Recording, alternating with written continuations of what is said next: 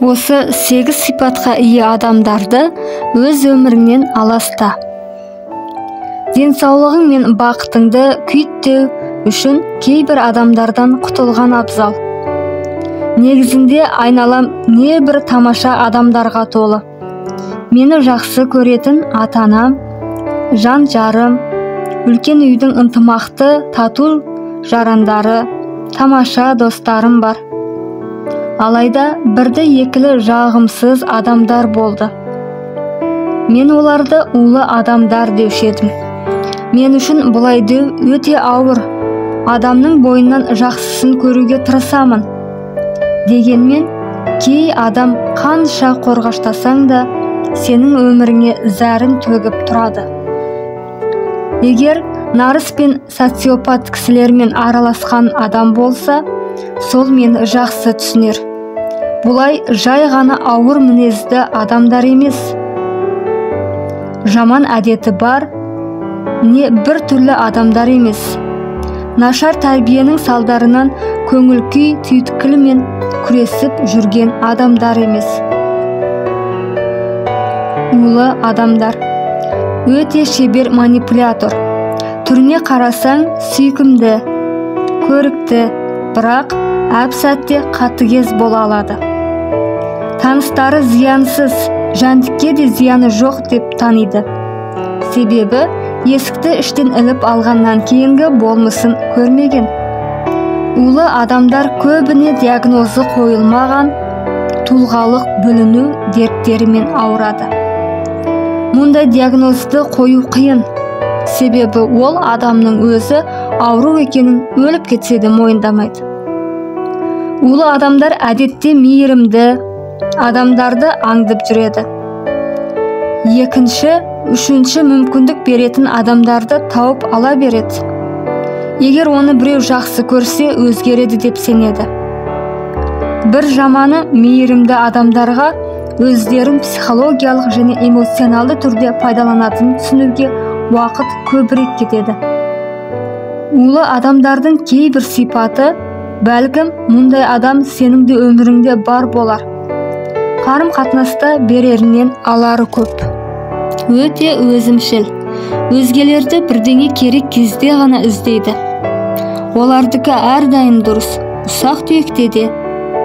Елдің көзінше өзін басқаша ұстайды. Оңашада басқаша. Әп-сәтте құбылып кетеді. Тамаша адам бір сәтте қатыгез, залым бола салады. Еш себепсіз. Ет жақындарыңды бір-біріне қарсы қойып, енді саған ешкімге сенуге болмайтынына сендіреді. Үнемі өтірік айтады. Ірілі ұсақты, мұнысын өліп кетсе де мойындамайды. Адамдарды әдейілеп алдап, өзінің кемшілігін үнемі жауып жасқап отырады. Олар ешқашан кінәлі болмайды, әрқашан құрбандық. Өзгенің кемшілігін көру қиынға соғатын кездер болады. Әсіресе, елдің бәрінің тек жақсы жағын көріп үйренген адам үшін. Олар улы адамның көзге ұрып тұрған қателігін байқамайды. Улы адамдар манипуляцияны қалай жасайды? Егер төмендегі белгілер сезілсе, онда жаныңдағы улы адам болғаны. Сен үнемі ол адамды құтқарғың не түзегің келіп тұрады. Оның жүріс-тұрысын ақтап отырасың. Оның жанында өзіңді бос қалбыр сияқты сезінесің. Не дейтінін білмейсің. Оның жанында үнемі күйзелісте жүресің. Оның көңілін қалдыратын жағдайлардан басыңды алып қашып жүресің. Кейде бұл адамды танымай қалатын күйді бастан кешесің. Ол ренжісе, өзіңді кінәлі сезінесің. Нені дұрыс жасамағаныңды түсінбейсің. Оның шын айтқанын, өтірік айтқанын айыра алмайсың. Кей адамдарды шынымен аластау керек. Сонда өз бақытың мен денсаулығыңды сақтап қаласың. Өзімшіл, үнемі білдіртпей, басқарып, сездіртіп кемсітіп отыратын адаммен қарым-қатынасты сақтаудың түк қажеті жоқ. Жақсы көретін адамың өміріңді улап жатқанын білу өте ауыр. Бірақ түсінген екенсің, одан алыста. Бұл адамды өміріңнен аластау үшін уақыт керек. Егер осында жазылған сипаттары бар болса, дұрыстап ойланғаның жөн. Қарым-қатынасы өте күрделі болуы мүмкін. Соның өзіне мәз боласың.